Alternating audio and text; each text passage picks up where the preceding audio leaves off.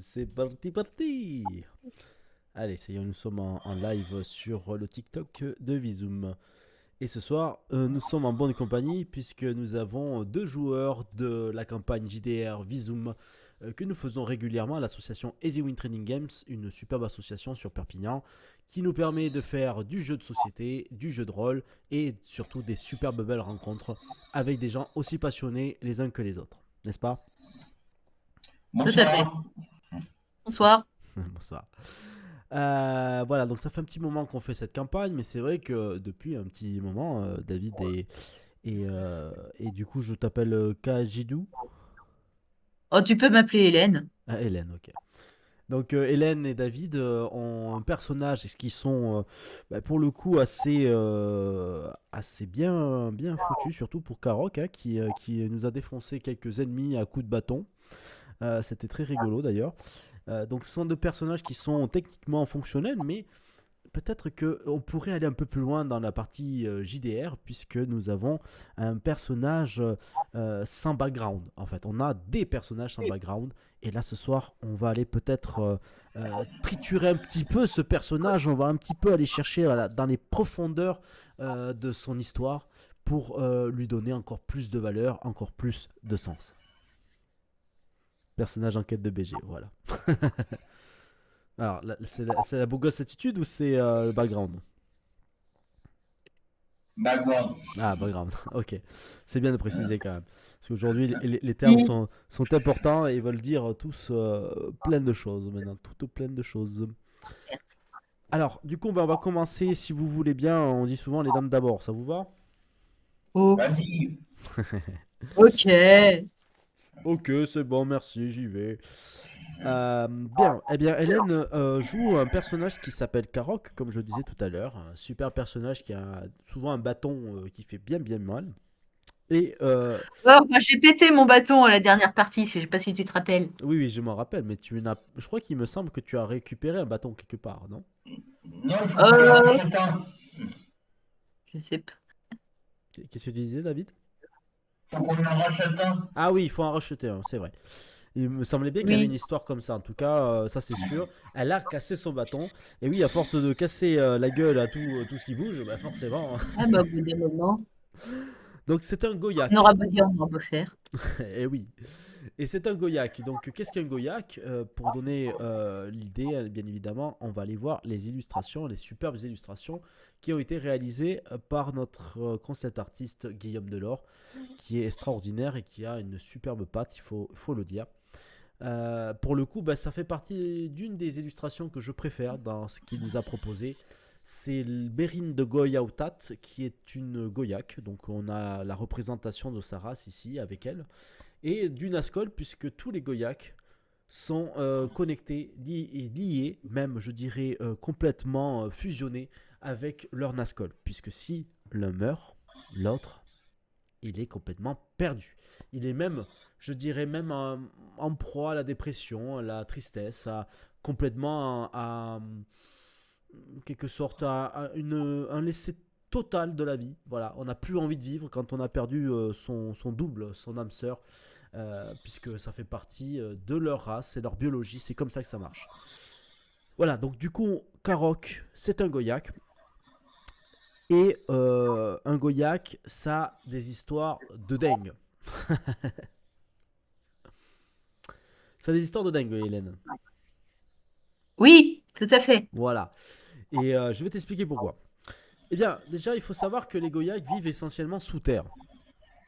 Et comme ils vivent sous terre, eh bien, on va dire que dans la planète Vénusia, la planète où sont nés les Goyaks, c'est là où ils vivent. Et en général, ils sortent pas de leur planète parce que même si c'est un space opéra Visum, il faut savoir que certaines races n'aiment pas forcément voyager dans l'espace.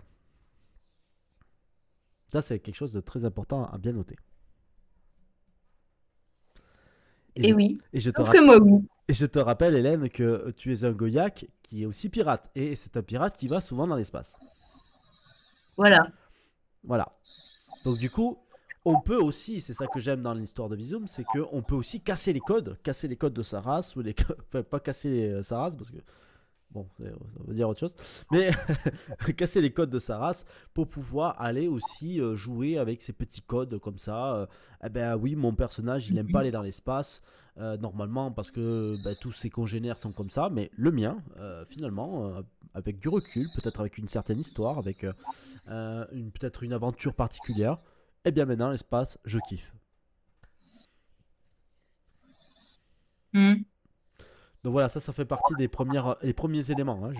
Là, ce qu'on va donner ce soir à Hélène et à David, on va leur donner plein d'informations qui vont leur permettre de construire après le background. Puisque bien évidemment, le principe de cette campagne, c'est que chaque joueur a la possibilité de créer son personnage de A à Z.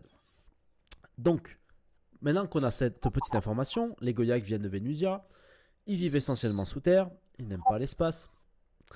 Mais il se peut aussi que du coup, certains Goyaks se détachent de leur vie sous terre et même, je dirais, qu'ils se détachent de leur vie tout court en société. Et comme ici, on est des pirates alusiens, eh bien, là, pour le coup, bon, on s'est détaché totalement en fait, des villes souterraines, hein, carrément. Mm. Donc, ce qui veut dire que du coup, un Goyak hors la loi, séparé des siens, c'est quelque chose, c'est pas quelque chose de facile à vivre parce qu'on est quand même sur une race très sociable, une race qui croit beaucoup à la cohésion du groupe, de la communauté, qui s'engage énormément pour les autres. Et là, pour le coup, on a carrément un personnage qui est pirate, encore une fois. Mhm. Alors, qu'est-ce qu'il faut savoir de plus chez les Goyaks? Nous avons pas mal d'éléments, notamment sur la partie JDR. Notre livre, hop, on va aller voir un petit peu leur histoire. Voilà, donc comme je disais, les Goyaks s'habillent essentiellement sous terre, dans la plaine Vénusia. Ils sont toujours avec leur Nazgûl, quoi qu'il arrive, sauf exception. Il y en a des personnages, on avait créé un personnage, un Goyak, qui avait perdu son Nazgûl, ce qui fait que le personnage était rigolo à incarner parce qu'il était complètement dépressif, voire même un petit peu négatif vis-à-vis de la vie des autres membres de son groupe. Là, pour le coup, c'était un groupe de joueurs. Il fallait incarner un petit peu ce personnage, c'était rigolo. Et leur espérance de vie, quand même, il faut le dire aussi, hein, parce qu'on est quand même sur une race qui ne cherche pas forcément à se cloner, qui ne cherche pas forcément à changer son espérance de vie. Donc on est quand même sur une espérance de vie de 100 ans, ce qui est assez court par rapport aux autres races. Donc la fragilité de la vie est plus conséquente, enfin elle est plus importante quand même à noter chez les Goyaks. Ça veut dire que du coup, l'enfance, dans la création du background du personnage, va être vraiment très important parce que souvent, chez les Goyaks, justement, l'enfant, il va avoir déjà des rôles très importants dans la société. Il va être mené directement sur le travail, sur le monde du travail, sur la protection, sur le lien entre lui et son Nazgûl. Il y a beaucoup d'écoles, beaucoup d'art aussi. On fait beaucoup d'art pour apprendre. Donc l'art est très présent chez les Goyaks. Et notamment, qu'est-ce que tu nous avais mis, Hélène, sur l'art dans ton personnage? Alors, l'art, on a 3 points sur 10. Mais on a quand même beaucoup d'informatique, hein. Eh ouais, parce que moi j'étais plus portée sur l'informatique. C'est ça. Alors, justement, on va essayer un petit peu de s'appuyer un peu sur les stats que tu nous as mis sur ce personnage. D'autant plus qu'il est très intelligent, puisqu'il a quand même un mental de 70. Enfin, est-ce qu'on peut dire qu'il est intelligent parce qu'il a 70 en mental? Je ne sais pas, mais en tout cas, il a 70 en mental. Sur 100, c'est pas mal. Donc, et il a 6 en sciences aussi, hein. Mm. Alors, chez les Goyaks, pour se détacher un petit peu du texte, parce que, bon, bien évidemment, on n'est pas là pour lire, on est là pour interagir. Il faut savoir que les Goyaks, c'est une espèce qui est technologiquement pas si avancée que les autres races, mais quand même, avec de la logique, avec de l'intuition, eh bien, il y a quand même une volonté de créer des choses mécaniques, beaucoup de choses mécaniques. On aime beaucoup travailler avec des véhicules, des outils, parce qu'on aime bien forer la terre, on aime bien creuser. On est un petit peu comme les nains, on est un peu comme les gobelins ou éventuellement toutes ces races qu'on voit dans les l'Heroic Fantasy en général, où il y a cette recherche de pièces d'or, des choses comme ça. Donc on est vraiment sur le métaux, on est sur pas forcément l'or ou des choses comme ça, parce que bah, de toute façon Venusia c'est pas comme la terre non plus, c'est pas, on cherche pas des pierres précieuses et tout ça, mais on aime quand même amasser des richesses quand même. Oui, ça c'est intéressant, les richesses. Et donc dans la science et dans l'informatique, ce qu'on peut dire c'est que c'est pas forcément leur technologie de base. Mais on peut imaginer par contre, pour donner des pistes un peu Hélène, que vu Mhm. que les Goyaks sont très proches des Utaris, qui sont donc les cousins éloignés des Ukrainiens, eh bien, on peut imaginer que ce Goyak, Karok, aurait peut-être trouvé un certain sens à s'intéresser à l'informatique, à la technologie, du coup, des Ukrainiens et des Utaris. Et donc, du coup, peut-être que Mhm. de fil en aiguille, étant donné qu'il a une forte intuition, il a quand même 6 points en intuition et 6 en logique, eh bien, il aurait compris en deux comment ça fonctionne, ben, comment fonctionnent les techniques et la technologie informatique en général des Ukrainiens et des Utaris. Et pour le coup, il en est devenu presque un expert, hein, du coup, puisqu'il a presque suffisamment de points pour devenir expert. Ben oui, oui, ça fait sens. Mm. Ça fait complètement sens. Voilà, donc du Et coup, je dirais même, ça fait sens que en rencontrant des gens d'autres peuples, ça m'est donné envie d'aller explorer un peu, et puis ça m'aurait donné le goût d'aller dans l'espace. oui, tout à fait, oui. Peut-être que justement, c'est ça, oui. C'est que l'informatique, ça t'a tellement plu que tu t'es dit, mais comment arriver au summum de cette technologie ukrainienne, utaris, de ces autres peuples, de ces autres races? Ben, finalement, l'espace, c'est là où c'est génial, parce que la technologie est encore plus poussée que le reste des autres secteurs, puisque pour aller dans l'espace, il faut quand même avoir des superbes outils, il faut quand même bien bricoler tous Hmm. les outils informatiques pour que ces vaisseaux aillent d'une planète à une autre. Donc du coup, ouais, peut-être que tu t'aurais intéressé un peu plus davantage au vaisseau. Tu aurais peut-être même, vu que tu as 5 en mécanique, un peu de notions autour des vaisseaux peut-être même. Tu Bah, t'intéressais vraiment à l'intérieur du vaisseau. oui, oui, et puis j'imagine que de fil en aiguille, je serais devenue pirate parce que on m'aurait recruté pour être mécanicien d'un vaisseau. Mais tout à fait. Je vois tout à fait le truc. C'est que tu es devenu presque, je dirais, assez indispensable. Parce que chez les Goyaks, déjà, on a un petit point fort quand même dans l'histoire. Je tiens quand même à le préciser. Les Utaris et les Ukrainiens qui sont là, ils ont 4 bras. Mais la désavantage qu'ils ont, c'est qu'ils sont trop grands. Ils sont grands. Ils sont très grands. Et quand on est très grand et qu'on est mécanicien, bah, des fois c'est un peu pénible parce que pour se faufiler dans les endroits et tout, c'est pas top. Par contre, toi, tu as l'avantage d'être petit, tout petit, d'avoir en plus de ça un Ascol à côté qui peut t'aider se faufiler, peut-être aller chercher dans les conduits, des trucs comme ça. Et peut-être justement, on s'est dit, bah tiens, ce Goyak là, il pourrait être utile dans notre vaisseau, quoi. Mhm, complètement. Superbe, ça peut être un très bon fil conducteur de l'histoire, je pense. Mhm. Après, qu'est-ce qu'on voit d'autre dans les stats et tout ça? Alors, au niveau des talents, qu'est-ce que tu nous as mis? Mentaliste, pirate informatique, le Rokodo. Ah, tu te rappelles ce que c'est le Rokodo? Oui, c'est un art martial. Voilà, c'est ça. Alors, moi, ce que j'adore dans l'histoire des Goyaks, c'est ce côté très traditionnel. Voilà. Il y a une tradition, c'est un peu comme peut-être chez certaines civilisations terriennes, hein. Un art martial peut être aussi un véhicule de culture, hein. On peut parler notamment du Mhm. taekwondo, qui avait pour vocation quand même de parler au nom de la Corée, hein. C'était vraiment un art martial presque politique, hein. Donc là, le crocodile, on peut dire que c'est un peu pareil, pour plusieurs raisons. Déjà parce que malheureusement sur Vénusia, nous avons ces chères créatures qui s'appellent les plates-dacs. Ces terribles créatures qui font vraiment vivre un enfer toutes les espèces vivantes de Vénusia, les Utréniens, les Utaris, les Goyaks et même toutes les autres créatures plutôt sauvages en général. Et du coup, pour se battre contre ces sales petites bestioles bien vicieuses, eh bien, il a fallu inventer des méthodes, des techniques.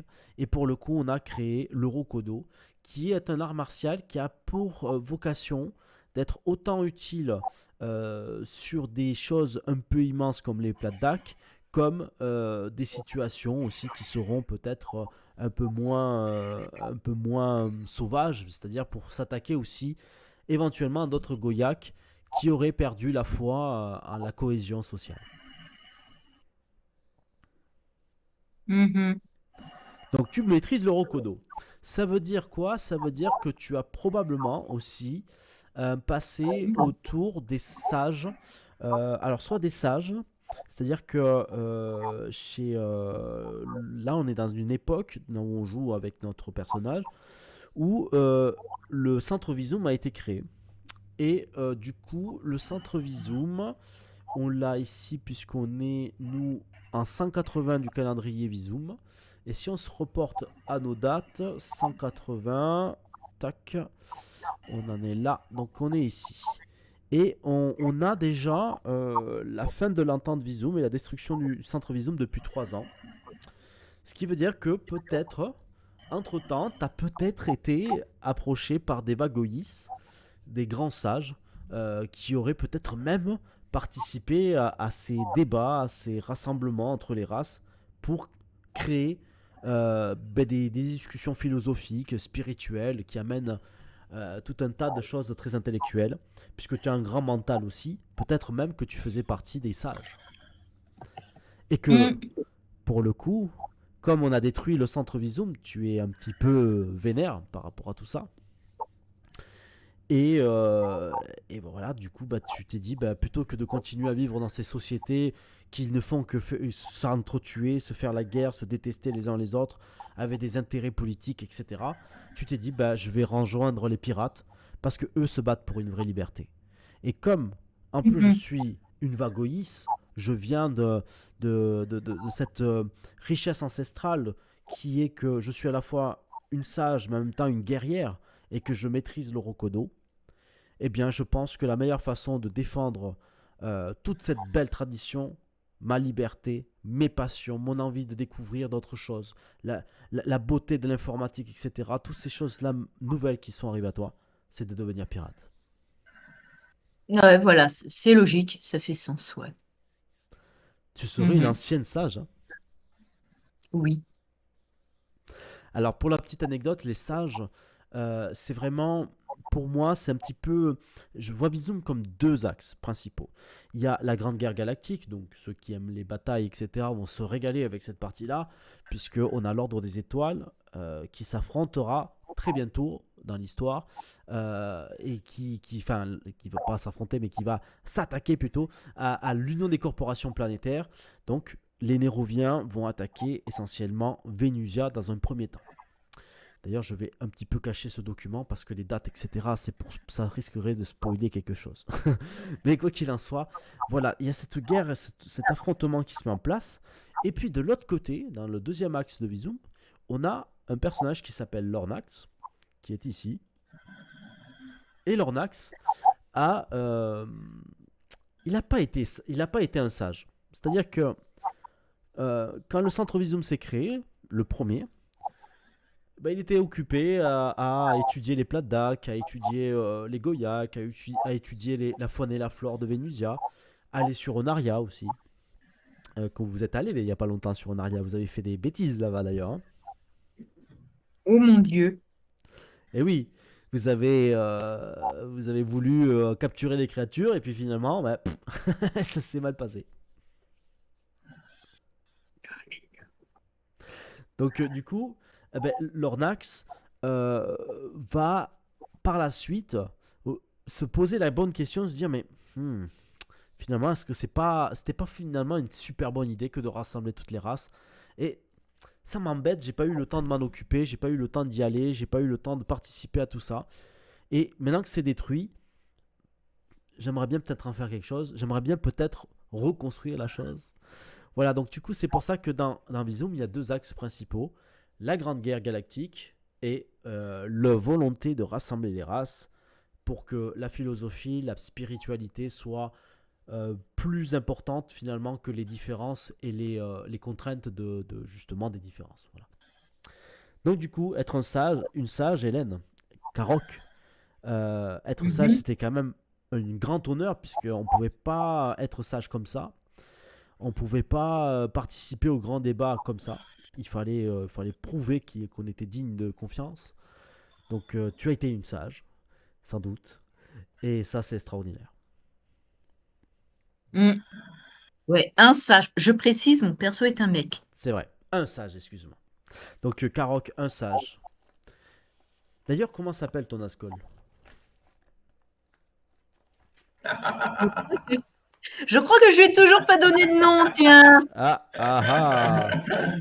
Ouais, va falloir lui donner un petit nom à ce Nazgûl. Hmm. C'est vrai qu'il n'y a pas de nom. Il s'appelle Nazgûl. Ah non. Alors, Nazgûl 1.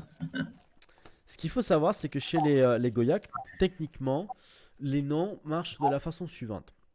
On a bien évidemment un nom qui nous est donné et on rajoute toujours le nom de la ville après. Donc par exemple, là ici, donc, les noms de Goyak se composent d'un prénom suivi de la mention de et du nom de la ville où ils vivent. Donc les prénoms ont en général deux syllabes, mais dans certaines villes souterraines, ils peuvent être plus longs. Contrairement aux Utaris, les Goyak ont parfois des noms avec des sonorités plus dures, comme des Hok ou des Hak. Quand les Goyak encore en vie ont le même nom dans la même ville, alors ça c'est la petite anecdote rigolote, eh ben ils ajoutent à la fin de celui-ci Gundo, Théo, Kwaro, Siko. Ce qui fait que par exemple, s'il y a trois phytos de Gros Guk, le deuxième s'appelle Phytogundo de Gros Guk et le troisième Phytothéo de Gros Guk. Donc on peut avoir le même nom, mais on est obligé de rajouter une petite particularité. Et à partir du sixième, on estime qu'il doit changer de nom. Voilà. Tu peux pas t'appeler Phyto s'il y a déjà 5 Phytos. Donc du coup, bah, vu que toi tu n'habites plus une ville ni rien, c'est normal que Karok soit nommé Karok, puisqu'il ne fait plus partie de cette civilisation Goyak, peut-être même d'une certaine façon de s'être euh, émancipé en fait finalement de ce passé en enlevant la mention de et en enlevant le nom de la ville. Hmm. Par contre, pour les noms des Nazgûl, c'est exactement la même chose, mais on remplace le nom de la ville par le nom de leur Goyak. Et du coup, il faut donc un nom pour ce Nazgûl. Donc, je t'invite, Karok, à, à sonder ta mémoire. Peut-être que tu as, avec un coup, je sais pas, tu t'es pris peut-être un coup, un moment à une bataille, tu as oublié même le nom de ton, ton Nazgûl. Mais grâce à la connexion synaptique qu'il y a entre toi et cette créature, tu vas pouvoir retrouver sans doute son nom.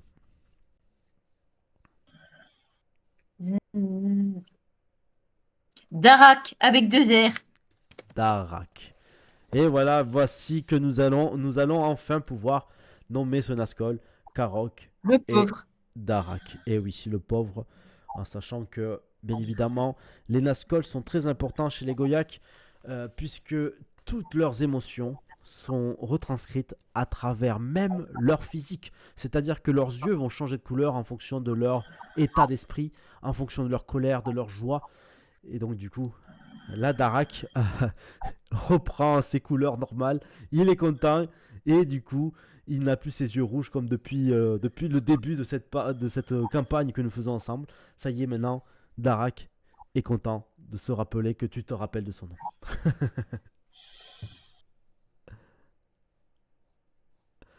Très bien. Est-ce que tu as des questions, Hélène, sur tout cet univers des Goyak? Bah, là, pour l'instant, non. J'ai déjà appris un certain nombre de trucs, hein, donc faut que ça décante. Très bien. Eh bien, nous avons vu une grande partie des Goyaks. Maintenant, vu que David incarne le grand et puissant Rémulus, c'est un Nérovien.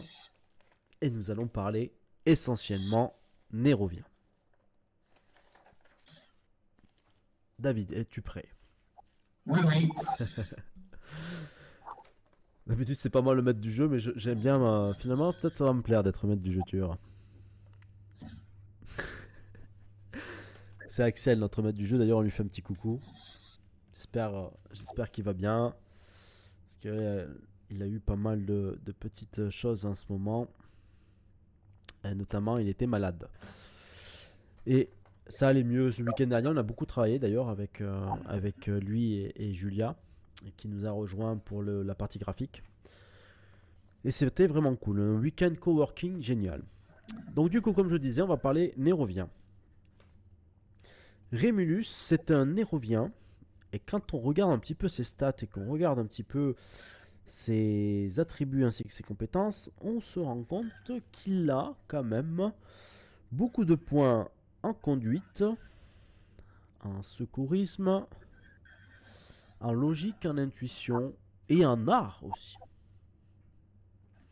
Voilà ce qui ressort le plus, bien que quand même il y a la sociologie aussi qu'il faut bien prendre en compte, et la séduction et l'éloquence. Donc là, en 2-2, on peut dire que c'est quelqu'un qui conduit bien, qui a quand même la possibilité de porter secours à son prochain. Et en plus, son prochain, il le connaît bien, avec la sociologie. Et c'est quelqu'un qui est plutôt séduisant, qui a une capacité d'éloquence assez singulière. Et qu'en plus, eh ben, il a la possibilité de s'exprimer à travers l'art de façon aisée.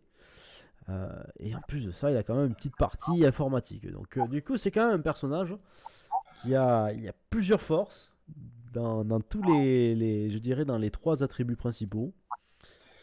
Un personnage polyvalent, quoi.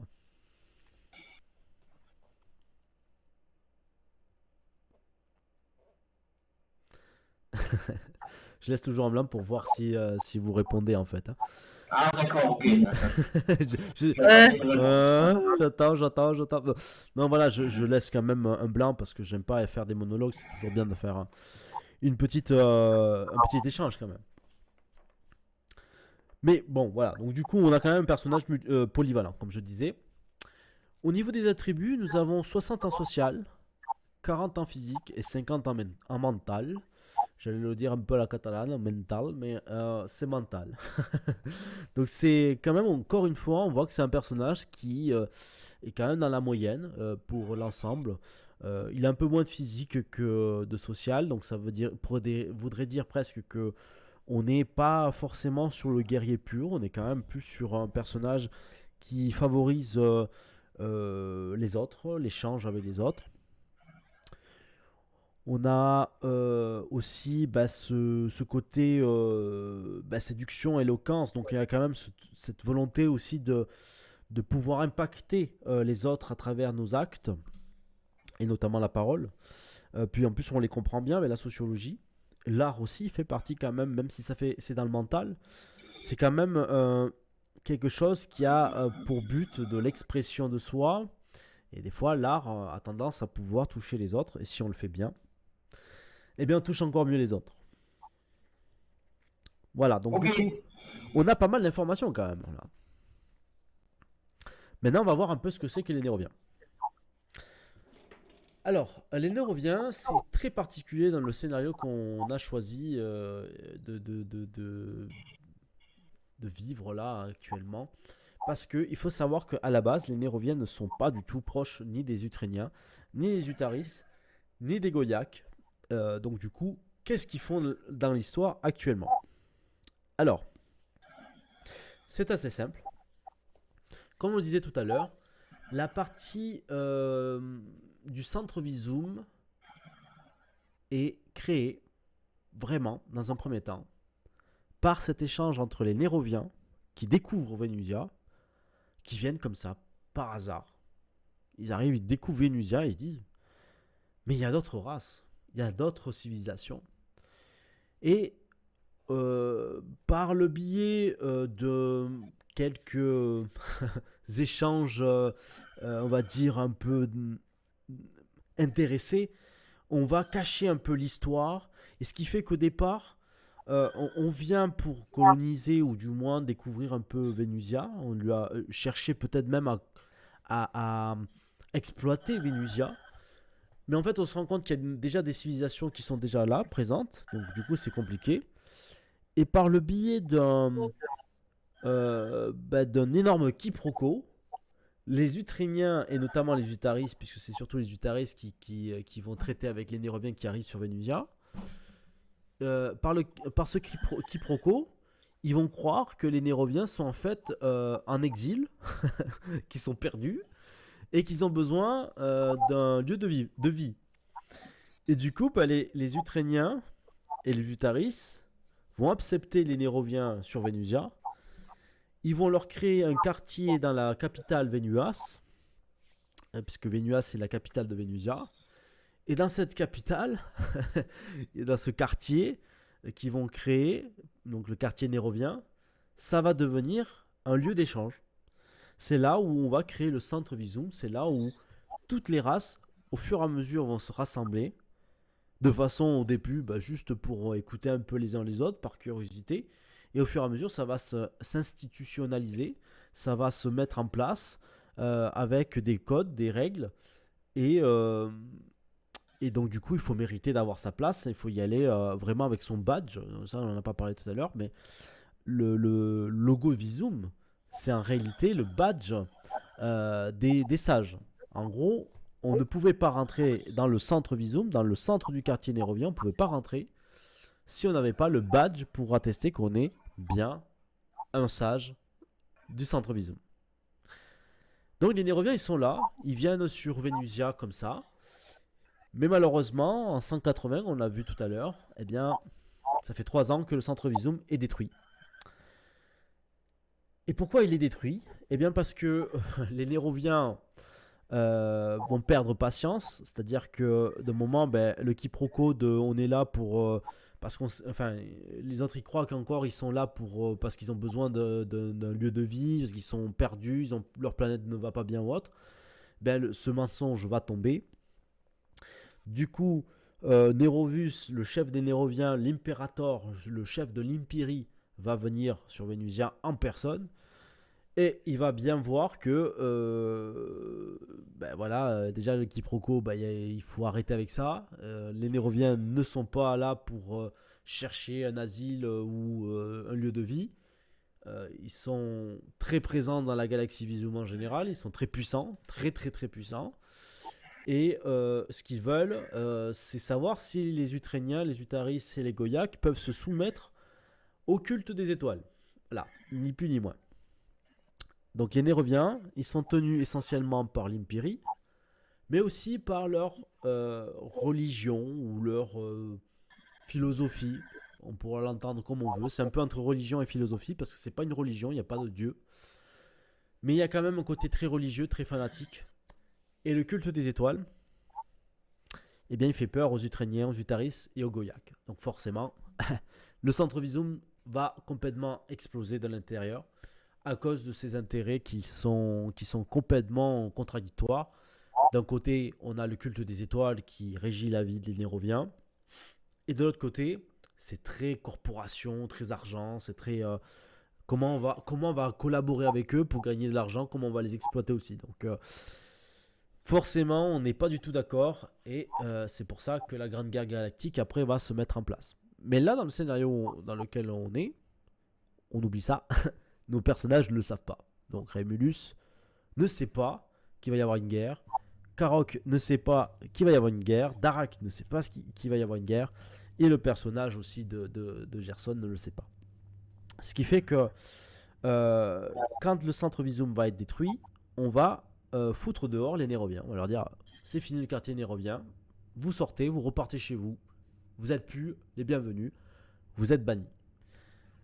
Mais toi, David, toi, Rémulus, t'avais pas envie de partir chez toi. Enfin, t'avais pas envie de partir, même, je dirais, sur une planète que Ça fait même des années et des années que tu vivais sur Vénusia. Et du jour au lendemain, on te dit, ben, retourne dans cette planète, là, à l'autre côté de la galaxie. Et vu tes statistiques, vu ce que tu as, bah, tu as un petit peu le côté artiste, forcément. Donc, et puis en plus, tu as un côté sociologique. Tu aimes bien découvrir les autres, tu aimes bien les comprendre, tu aimes bien. Peut-être même que tu aimes bien lire les livres du culte des étoiles qui sont un peu ton inspiration, puisque quand même le culte des étoiles a des bons côtés, quand même. Et pour le coup, bah, tu les aimes bien, toi, ces Ukrainiens, ces Utaris et ces Goyak. Et tu comprends pas pourquoi tu devrais retourner dans une planète que finalement tu n'as peut-être jamais connue. Qui sait, peut-être que tu es même né sur Vénusia, puisque il y a eu des générations qui sont apparues sur Vénusia et qui n'ont jamais connu Nérovie. À toi de voir si tu serais un enfant de Nérovie qui serait venu comme les premiers colons sur Vénusia pour, avec ce quiproquo, faire croire que tu es perdu, ou est-ce que tu serais un enfant de ces colons, de ces Néroviens qui se sont installés dans le quartier de Vénuas et que du coup tu ne connais pas Nérovie et que du coup tu as peur d'aller sur Vénurie puisque ça ne te concerne pas en fait. On va dire que je ne connais pas. Je suis un enfant de colon. Un enfant de colon, ok. Et bien à partir de là, forcément, cette attache de rester sur Vénusia est encore plus forte, très puissante.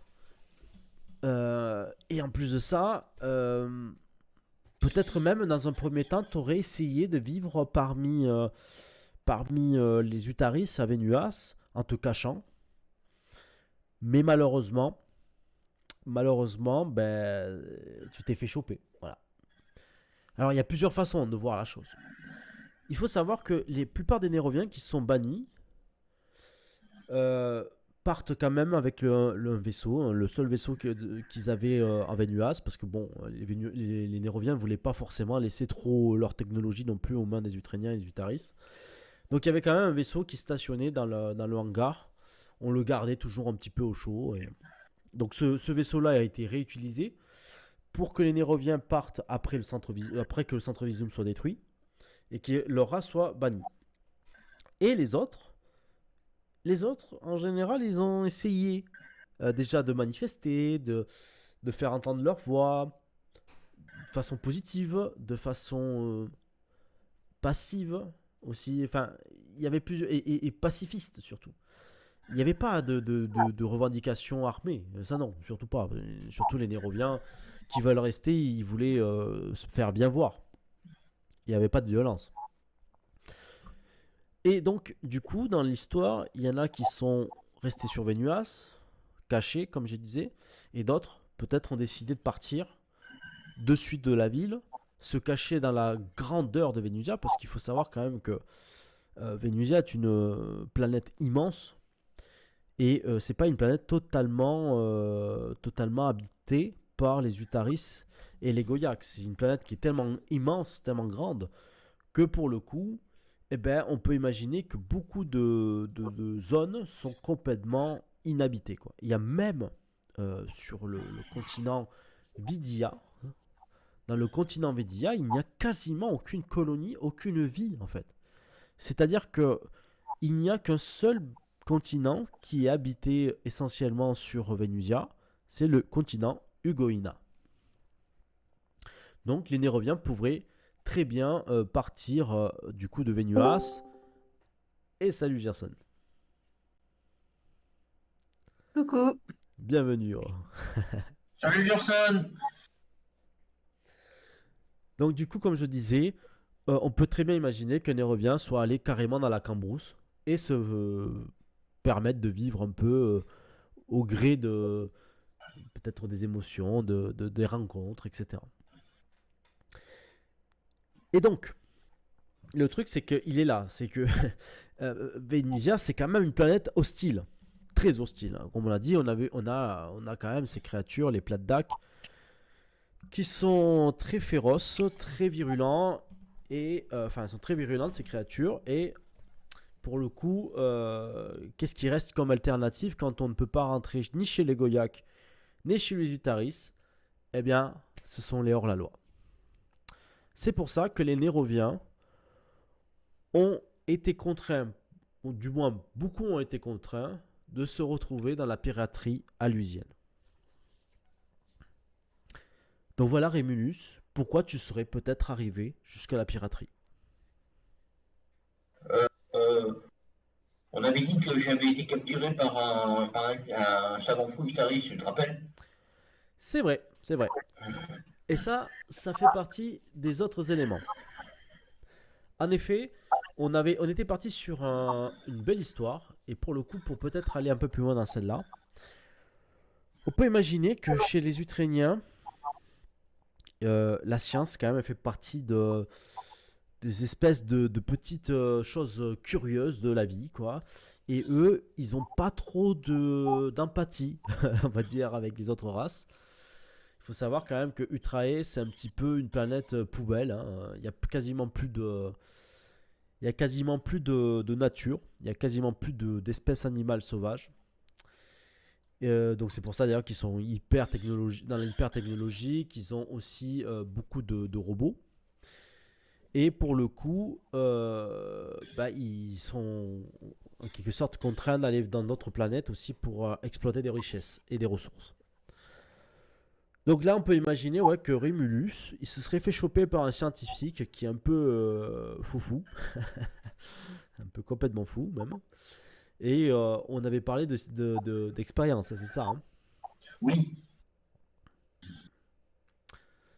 Ouais. Eh bien, étant donné que les Ukrainiens utilisent beaucoup le clonage pour pouvoir continuer leur vie, pour avoir une vie très très longue, voire même interminable, ce serait quasiment infini si on s'en tient uniquement à la seule règle que on ne peut se faire cloner que si on récupère le corps encore en vie. C'est-à-dire que le processus éthique et moral des Ukrainiens consiste à la personne est en train de mourir ou la personne est fragile, elle dit ben voilà, ça y est, je pense que mon corps a atteint une limite, on peut passer au clonage. Mais si vous mourrez complètement ou si votre corps n'est jamais retrouvé, on n'a pas le droit de vous cloner. Et si on imaginait que Rémulus était un clone? Un clone? Ouais. Vas-y, continue. Imaginons que voilà, hein, là on est vraiment dans l'idée de chercher du background, on est dans des délires là pour le coup, et comme je disais l'autre fois, Gerson a eu une superbe idée d'ailleurs là-dessus, avec notamment peut-être le culte du gaz authane, qui est un gaz de Vénusia qui permettrait, enfin qui a permis notamment l'évolution majeure de toute la technologie de l'Union des corporations planétaires carrément, donc c'est-à-dire les Ukrainiens, les Utaris et les Goyak. Et là, dans ce délire-là, on peut imaginer que ce fou, vu qu'il avait envie d'aller un peu plus loin pour tester peut-être un incubateur, un système de clonage un peu plus poussé, il a chopé ce Nérovien parce que, en fait, il a profité du chaos qu'il y a eu avec le bannissement. Et du coup, il s'est amusé à faire des clonages avec un Nérovien, ce qui est complètement impossible, puisque, enfin, c'est pas impossible, mais disons que c'est pas commun c'est pas très commun puisque les Ukrainiens savent se cloner eux-mêmes, les Utaris savent se cloner eux-mêmes puisque les Utaris sont des Ukrainiens un peu différents, mais ce sont quand même la même race, hein, on voit bien que c'est la même chose. Mais les Néroviens on les clone pas normalement, les Néroviens ne sont pas clonables, mais pour le coup là ce personnage là, ce scientifique là, ce fou aurait eu l'idée de transformer le système de clonage ukrainien classique pour cloner Rémulus. D'accord. Maintenant, la question peut-être c'est est-ce que Rémulus serait le clone ou l'original? Euh, la question reste en suspens. On verra bien. Voilà. Mais on peut imaginer que Rémulus, au fond de lui, déjà, il s'est extirpé de ce fou. Il est parti, il a réussi, peut-être pas à le tuer, mais en tout cas, il l'a blessé. Il est parti en catastrophe parce qu'il était, il était captif. Et peut-être qu'il a subi aussi des opérations, des choses un peu bizarres, des choses qui font mal, des choses, des traumatismes, des opérations farfelues. Peut-être que le scientifique, en fait, il aime tellement pas la race des Néroviens parce qu'il disait, mais c'est quoi ces étrangers, c'est quoi c'est cette bête-là, elle a rien à faire sur Vénusia. Du coup, il cherchait peut-être à cloner un Nérovien pour pouvoir faire des expériences un peu plus poussées et voir comment les oxyre, comment les détruire, comment leur faire du mal. Et donc, peut-être que tu aurais subi quelques sévices. Ok, ça me va. Ça te parle? Ça te plaît? Oui, oui, ça me va. Ça me va, c'est bien. Voilà. Donc ce qui fait que du coup, bah, en fait, le truc, c'est que le problème, c'est dans l'histoire, c'est que tu sais que t'as été manipulé par cette créature, sauf que, bah, tu sais pas si tu es le vrai Rémulus ou le faux Rémulus, parce que tu as déjà vu, par contre, peut-être d'autres Rémulus, quoi. Tu t'as vraiment vu d'autres toi, en fait. En fait, tu t'es Mais remémoré. le truc, c'est que je me suis échappé, mais le savant est encore en vie. Ah oui, il est en vie. Et Justement, figure-toi, comme ça, je pourrais peut-être le, bah, lui parler et faire en sorte que les choses s'arrangent pour moi. d'autant plus que un an avant, en 179, Euh, il y a déjà eu des histoires autour de tout ça, hein, avec un scientifique qui a fait des expériences un peu farfelues. Parce que vous avez entendu, ça a été même un petit peu les grands titres en fait des journaux numériques. Il y a eu une histoire comme quoi en fait un scientifique aurait créé euh, une connexion synaptique, donc artificielle, entre un Utaris et un Lascol. C'est bizarre parce qu'à la base c'est un Goyak avec un Ascol. Mais là le scientifique, enfin les scientifiques, vous savez pas trop qui c'est hein, d'ailleurs, mais ils ont créé une connexion puisque le Nazgûl avait perdu son Goyak et pour qu'il reste en vie, on l'avait greffé à un Utaris qui est en train de mourir. Donc en fait, on a créé une espèce de pont de vie, de survie entre deux espèces pour recréer un faux lien entre le Nazgûl et l'Ultaris. Vous voyez le délire? Ils ne doivent pas apprécier trop les Goyaks. Comment? Les Goyaks ne doivent pas apprécier trop ce genre de Ah choses. non, surtout pas. Clairement, hein. Ah non, c'est pour ça que ça fait polémique. Trop chelou. On essaye de choper ce scientifique, on essaye de le buter, quoi. Et même d'ailleurs, la personne en question qui a été clonée, enfin pas clonée, mais qui a eu ce lien artificiel, là, l'Utaris et le Nazgûl, c'est un personnage que même les autorités ont traqué pendant un petit moment, hein. Et vous savez plus ce qui s'est passé, vous savez pas. Du jour au lendemain, on n'en parle plus. Ce serait amusant que ce soit le même. Ce serait amusant que ce soit le même, ouais. S'il le faut, c'est ce même scientifique. Ce scientifique qui fait des expériences complètement prohibées, complètement interdites, que moralement c'est pas possible quoi de faire ça. Donc oui, ça serait peut-être le même. Alors ensuite, qu'est-ce que nous avons sur on a ami des bêtes, bon élève, anthropologue. Donc on a quand même un personnage qui aime bien les autres espèces en quelque sorte, qui aime bien le découvrir, qui aime bien fouiller. Il a un côté scientifique et en même temps il y a un côté, on va peut-être jouer sur les mots, très humain puisque il a peut-être un côté empathique avec la sociologie, ça peut aider. Il est social, il a 60 ans social quand même. Donc il y a quand même un côté bon quand même dans ce personnage, hein, malgré tout ce qu'il a subi. Tout à fait, oui. C'est pour ça peut-être aussi qu'il mérite bien d'être capitaine. Il aime se faire entendre. Les gens savent que, enfin les membres de l'équipage savent que bah, c'est quelqu'un de bien quoi. En plus, il a un détecteur d'émotions.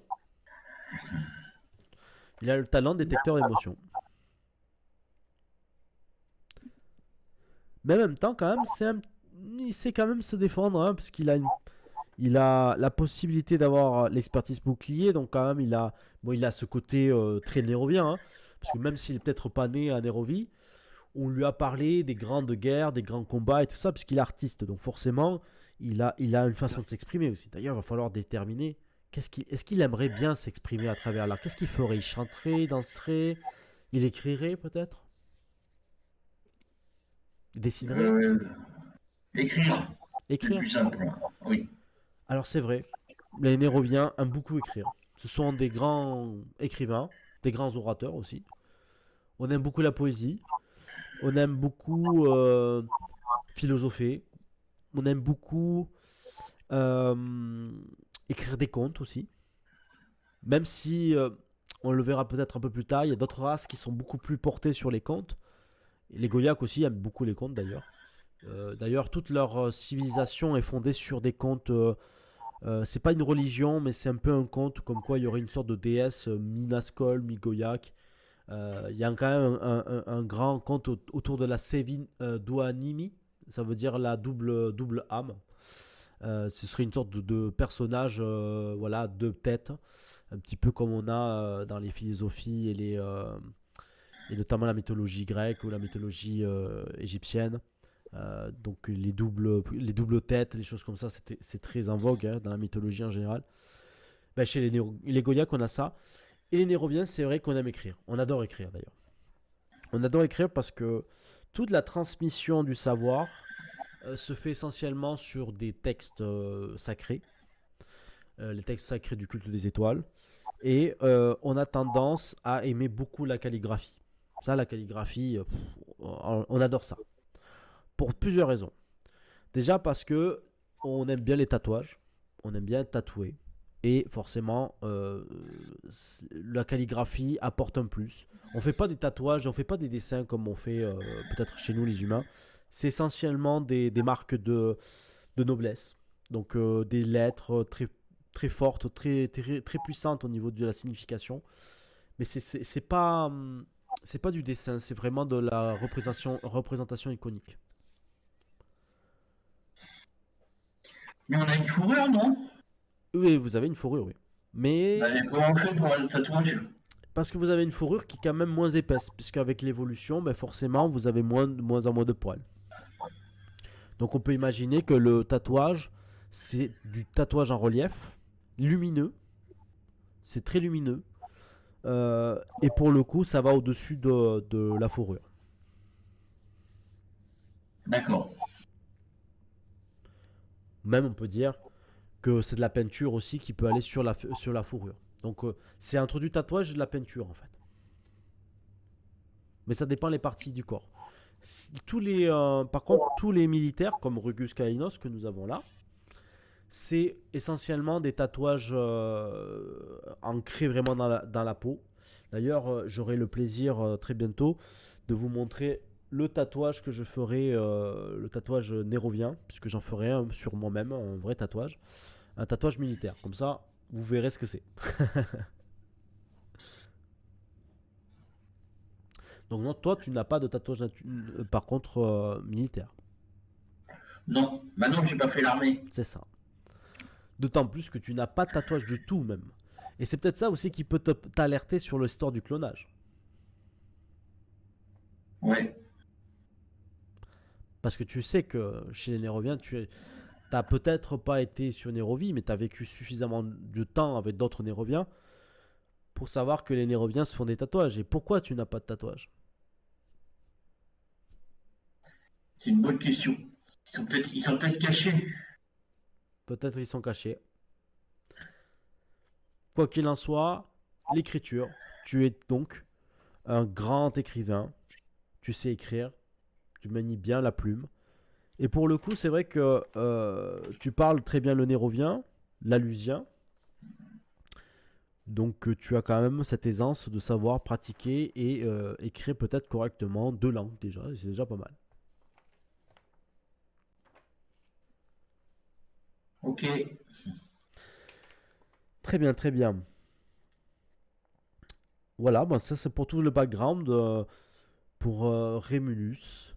le grand pirate de 40 ans qui a du coup un grand cœur, on peut le dire.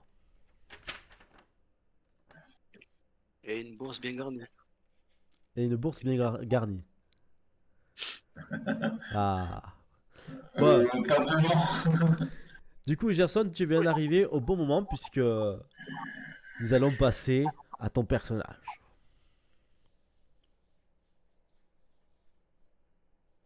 Ah ouais, je t'écoute. Ben, en fait, on se demandait comment tu t'appelais. Déjà. De mémoire, c'est Matara. Matara, c'est vrai. Euh, Je me semblais bien que c'était avec un truc un peu comme ça avec les A. Donc là, je range Rémulus et on va passer à Matara. Donc Matara, truc puissant robot, Machinaris. Qu'est-ce que Machinaris? Voilà le Machinaris. Le Machinaris, c'est une unité mécanique militaire créée par les Ukrainiens dans le but essentiellement de détruire les hors-la-loi et les pirates. Et le comble de l'histoire, C'est paradoxal là. c'est qu'un Machinaris devient conscient, s'émancipe de son programme et devient pirate. Bon, ça peut avoir une certaine logique, hein, à force de les côtoyer. Exactement. Parce que justement, on peut très bien imaginer que pour le coup, ce puissant robot, ce puissant Matara, serait peut-être en mission à un moment donné et serait là pour traquer des pirates. Et puis en fait, peut-être, je ne sais pas, par la force des choses, par le combat, dans le chaos total, il y a un moment où peut-être l'unité tout entière a été décimée, peut-être aussi, et le robot reste là, à moitié détruit, peut-être, attaqué, en tout cas bien, bien endommagé. Et les pirates se disent, mais pourrait en faire quelque chose, peut-être. Mhm. Et d'un autre côté, j'aurais très bien pu être en mission pour choper le capitaine de Rébulus et de le feu de l'action, je les ai rejoints. Oui, oui, c'est vrai. Parce que Zelinator, notre capitaine de base, d'ailleurs, vous le cherchez toujours, c'est peut-être celui-là que tu voulais traquer, à la base. À la base, Oui. ouais. Et moi, j'ai envie de vous dire une petite connexion. Après, bien évidemment, c'est à vous de me dire ce qui pourrait être bien à faire. Puisque, je le rappelle, je donne des conseils, je donne des idées, mais après, ça sera à vous de vraiment approfondir la chose. Mais je Mhm. rappelle que Karok est une pirate informatique. Un pirate informatique Un, aussi. C'est un un pirate. garçon, eh oui. Un pirate informatique. Et donc, conclusion, Elle m'a retourné le cerveau. elle t'aurait retourné le cerveau. C'est pour ça Hmm. qu'il est conscient. Je Comment? suis spécialiste en Zorglonde. C'est pour ça qu'il est conscient. Oui, c'est pour ça qu'il est conscient. Ouais. Donc, du coup, peut-être que par le biais des mains expertes de Karok, euh, Matara serait un jour comme un autre en plein éveil et se dirait mais qu'est-ce que je fous là? Et Ouais, ça peut jouer, parce qu'en gros, en fait, à la limite, elle avait pu enlever la mission qu'on m'aurait mis dans la tête. Et du coup, en fait, avec mon libre arbitre, je me suis dit, mais pourquoi pas rester avec eux? tout à fait, ça pourrait faire du Mhm. sens. Ensuite, qu'est-ce qu'on a comme compétences? On a beaucoup d'adresses, de la survie, de l'athlétisme, infiltration. Donc, ouais, on a un sacré guerrier, quoi. Hein. On a de l'intuition, de la logique et de l'informatique.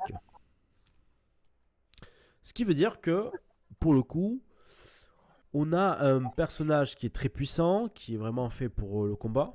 Mais en même temps, on a quand même un peu de jugeote, un peu de force, je dirais, de force intellectuelle, ou du moins, pour le coup, là, comme c'est une machine, une force de programme, un programme puissant pour traiter les informations.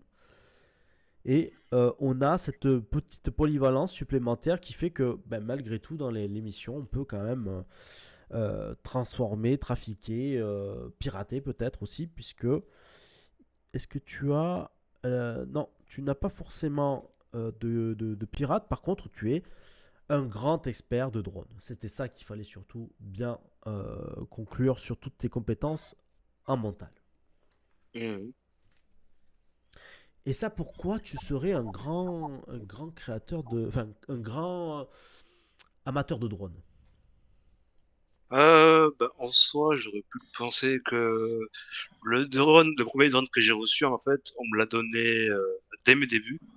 Et en fait, je l'ai travaillé dessus, ce qui a fait qu'en fait, je me suis construit une certaine connaissance. Mhm. Ok. Et d'où la connexion synaptique avec. Oui, parce qu'il y a un talent, connexion synaptique, que je rappelle, elle a double tranchant, enfin, il y a double tranchant ce talent.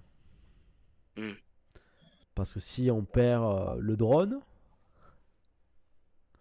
qu'est-ce qui On se devient passe? fou. Eh oui, c'est ça. Il me semble que c'était ça, hein. Oui, c'est ça. Bah, donc, c'est pour ça, C'est en ton fait. Ascol, quoi. Oui, C'est mon Askel, voilà. Bah, en fait, voilà, j'ai eu le drone dès ma création, et en fait, ça m'a permis de me spécialiser, mais le problème, c'est que je suis tellement connecté à lui que il est fait partie de moi. c'est ça. Donc en fait, finalement, ça a encore plus de sens. Karok t'a réveillé, t'a donné l'éveil, t'a donné conscience. Et ben du coup, t'as voulu faire un peu comme le Goyak, comme le Nazgul, et t'as fait une connexion synaptique avec des drones. Bah, un seul, attends, si je commence à faire ça avec plusieurs, je suis bien embêté aussi. Oui, ça c'est sûr. Par contre, à vérifier, mais normalement, pour tout ce qui est les talents, notamment ce talent-là, on va les regarder un petit peu. Mais il me semble que Hmm. ça ne concerne un seul Qu'un robot seul drone. ou un seul drone, Qu'un hein. seul drone. Voilà, c'est celui que j'ai, c'est celui assistant. Même si en fait, quand tu regardes dans la logique, normalement, il est spécialisé dans les trucs que je suis déjà spécialisé. Donc en fait, on va dire d'un côté, à mes débuts, j'étais pas forcément fort dans ça. Et en me connectant au robot, en fait, j'ai acquis les spécialités qu'il avait. Parce qu'il est fort en logique, il est fort en piratage, en informatique. Mhm, en effet. Donc le personnage est lié à un drone unique. Donc en effet, c'est uniquement pour les drones. Et ce dernier a plus un descent, plus un dégât, plus un blindage max. Et le personnage a plus 2 initiatives. Si le drone unique lié au personnage est détruit, le personnage est affecté par l'état d'aimant. Ça va être une démence si jamais ce drone disparaît. Ouais, voilà, s'il prend un C'est ton coup, Ascol. voilà, c'est ça. Mais c'est pour ça que je l'utilise pas trop, hein. Ah bon? Parce qu'en fait, ce dont je pourrais l'utiliser, il arrive déjà à se débrouiller. J'arrive déjà à me débrouiller sans. Ouais, donc c'est plus un compagnon de vie, c'est plus un... Bah, il peut servir en reconnaissance. Mais pour l'instant, j'ai pas eu besoin de l'utiliser en reconnaissance. Et oui, si Karok évitait de se faire kidnapper, par exemple. Eh Hmm. oui. Ouais, il a deux jambes gauches. Donc, voilà. Donc la démence, ça vient de l'état folie, hein. C'est quand une cible est démente, elle a moins 20 mental, moins 20 social et moins 2 dans toutes ses compétences. Et à chaque action, Ouais. la cible doit tenter un jet en mental et les réussir pour réaliser une action. En cas d'échec, c'est le MJ qui décide la gravité de la démence. Ah, là, là. Ah, bon, ça fait partie du jeu. Voilà. Donc oui, donc il y a une volonté quand même de d'avoir un compagnon. Il n'y a pas que simplement contrôler du drone pour faire Mhm. le côté peut-être un peu plus pragmatique chez les Ukrainiens. Parce que les Ukrainiens utilisent énormément de drones. Ils adorent ça. Pour la vie quotidienne aussi, ça fait partie de leur petit... bon, ça fait partie du décor quoi, de leur société. Et Mhm. au niveau militaire, on a toute une flopée de drones avec des noms les plus farfelus possibles. Enfin, les uns que les autres, on va dire. Donc c'est vrai que, pour le coup, tu es quand même à l'image de ceux qui t'ont créé, les Ukrainiens. Tu es un peu à l'image du Goya qui t'a éveillé. Et donc là, tu es un pirate alusien, dans cet équipage. où finalement, à la base, tu devais tuer peut-être leur capitaine. C'est pas mal. Ouais, ça fait un petit background, ouais. Même si j'ai pas beaucoup de social, et en fait, tout ce qui est dans l'humain, je suis une quiche. C'est vrai. C'est vrai que le social, 30, il n'y a que l'intimidation où t'es fort. En 5, t'as 5 Oui, points bah quand ça, même. ça, ça, ça, c'est ce qui est normal. Après. C'est vrai. Parce que les Ukrainiens, les Machinaris, enfin les Ukrainiens ont créé les Machinaris. Ah, attendez, parce que du coup, oui, c'est bientôt la fin du live apparemment. Excusez-moi, il y a eu un petit bruit. Non, c'est bon. Quoi qu'il en soit, les Ukrainiens ont créé les Machinaris dans le but de vraiment, vraiment, vraiment faire peur. Voilà. Ils ont créé les Machinaris. Les Machinaris devaient en quelque sorte s'occuper des hors-la-loi et vraiment leur faire la misère. Donc c'est logique, t'as un peu d'intimidation, c'est cool. Après, Ah bah ça va, il est RP perso. oui, oui, il est très RP, il est très bien, il est parfait. Il est nickel. Vous avez des personnages en tout cas bien conçus. Maintenant, vous avez un background, ou du moins des idées de background que vous pouvez peaufiner. Mm. N'hésitez pas, bien évidemment, à aller plus loin de ce qu'on a dit aujourd'hui. Vous avez, je pense, les grandes lignes très très importantes. Et si vous avez n'importe quelle question, n'hésitez surtout pas aussi à me les poser ou à nous les poser avec Axel. Et on se fera un plaisir de vous apporter encore plus d'éléments. D'accord. D'accord. Ok. Voilà, donc du coup, ben, là pour ce soir, je pense qu'on a fait un peu le tour. Donc je vous remercie déjà pour cette séance qui était superbe. Mm. J'espère que ça vous a Euh, plu. Petite aparté, du coup, pour Karok, c'est quoi son background? Ah oui, parce que tu étais... ah ben, J'étais pas là. voilà. Eh ben, pour Karok, c'est carrément une ancienne sage du centre Vision. Ah non, c'est un chat, je te veux dire. Un ancien sage, ouais. Mhm. Ah non. Je vais y arriver, excusez-moi, je vais y arriver. Un- On va y arriver. je vais y arriver. Donc c'était un ancien sage, Karok. Et c'est puissant comme idée parce que... Et ça fait super sens. Parce que Karok est devenu un pirate alusien. Dans le sens où finalement, en tant qu'ancien sage, il s'est dit qu'il ne voyait plus l'intérêt de rester dans la société Goyak. Qu'il ne comprenait plus en fait finalement les corporations en général. Puisque Karok a ce côté du sage de vouloir être en harmonie avec toutes les autres races, et notamment peut-être avec aussi les Néroviens. Et du coup, bah, ça faisait plus de sens de sortir de la société des corporations et de devenir un pirate alusien, un défenseur de la liberté. Ouais, et de régler les problèmes à coup de clé à molette. Et de Voilà, bâton. c'est ça. Et en même temps, il y a un côté, du coup, on est allé fouiller un petit peu du côté des compétences aussi, et on a vu qu'il y avait un côté, voilà, très informatique, et avec le pirate informatique, forcément, bah, c'est pour ça que ça m'avait fait très vite tilt avec ton personnage, où on pouvait déjà donner cette petite connexion entre vous, puisque Mm. en tant que pirate informatique, elle aurait pu très bien bidouiller la cervelle de Machinaris, avec bien évidemment une réussite critique, hein, parce que là, faut y aller quand même, hein. Bon, on va Mm. dire, ok, j'étais inconscient, j'étais en défaite. Ça peut aider aussi, hein. Certes, mais c'est quand même des programmes très très très farfelus, très très très euh, complexes. Et en plus de ça, je sais pas comment elle a fait, enfin comment il a fait ce personnage pour, Mhm. je vais y arriver. Comment il a fait ce personnage pour te rendre en plus conscient, quoi. C'est-à-dire que c'est comme si J'imagine, hein. il avait Ouais, ou enlevé. alors c'est une erreur de manip. J'ai pas tout à fait réussi. Enfin, j'ai pas réussi aussi bien que je le voulais.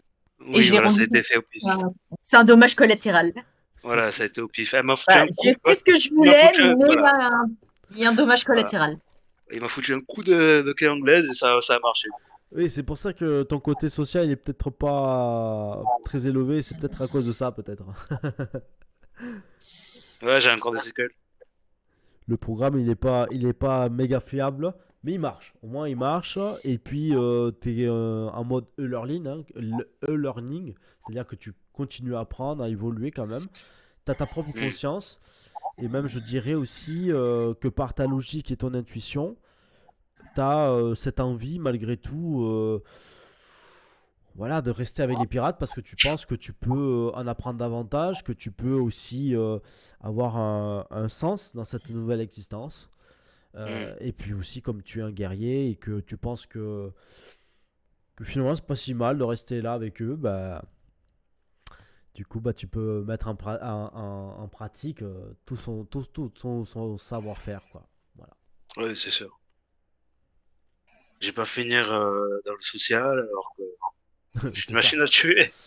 D'autant plus que, bon, ça, vous le savez pas encore tout à fait, mais il y a quand même des échos comme quoi, ouais, des machinaris deviennent.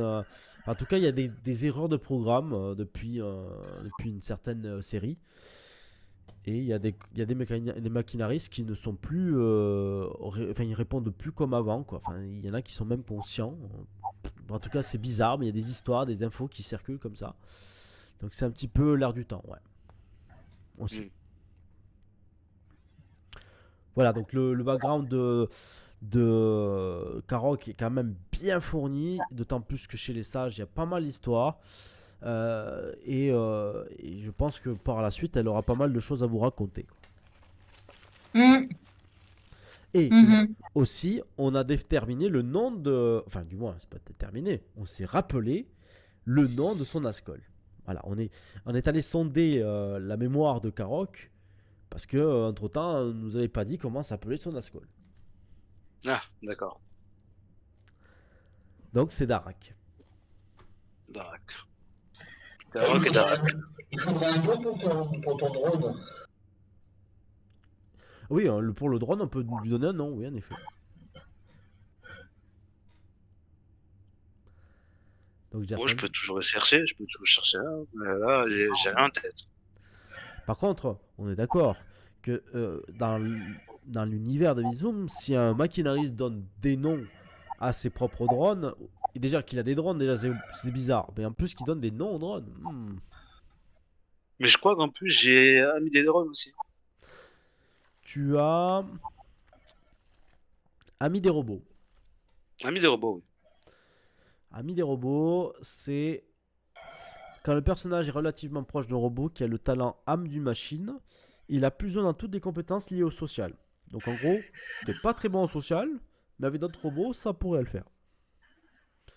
Ouais, c'est pas mal. C'est pas mal. Oui, parce qu'on peut-être dans les prochains temps forts de nos aventures, peut-être qu'on trouvera des robots. Ouais, ça pourrait aller. On le saura quand on y sera. Voilà, donc la prochaine partie, vu que David ne peut pas le 25 mars, on vous propose le 15 avril. Mhm. Ça vous va? Ok. Ok, Ouais. pour l'instant, ça va. Très bien. Très bien, très bien. Eh bien, écoutez, j'ai envie de dire messieurs, du coup. Messieurs, pour ce soir, bah, c'est top. On a fait notre premier live sur le. Enfin, deuxième live, du coup, mais un premier live, on va dire, un peu plus poussé avec notre compte TikTok. Euh, Et demain, il faut que je me lève tôt, car demain, nous allons travailler avec l'illustratrice. Et nous allons avancer sur l'ensemble du kit d'initiation, le livre qui sera donc notre priorité pour cette année 2024. Et nous espérons et nous allons tout faire pour en tout cas terminer le kit d'initiation pour le mois de septembre, pour que à la convention que nous organiserons avec l'association Ezumi Training Games, nous soyons prêts à vous montrer, à vous proposer à la vente aussi ce document, ce superbe livre, avec une illustration et une mise en page digne des plus grands ouvrages du JDR. Mhm. Donc du coup, c'est pour ça que je vais vous dire une bonne nuit. Je vous Ah remercie. oui. Je vous remercie pour ce moment très agréable, ces échanges. Merci pour votre participation et votre implication depuis tout ce temps. Ça fait vachement plaisir pour un créateur. Et pour ça, je serai à jamais reconnaissant de votre attention que vous nous apportez à notre univers Vision. Non, mais c'est normal, hein, le projet avait du potentiel. Forcément, ça amène à donner du sien. Eh bien, merci encore. Je vous souhaite donc du coup bonne soirée. Et on va couper ce live pour ce soir. Merci encore de nous avoir suivis. Et puis à très bientôt. Bonne nuit. À très bientôt. Salut. Bonne nuit. Bonne nuit. Hop.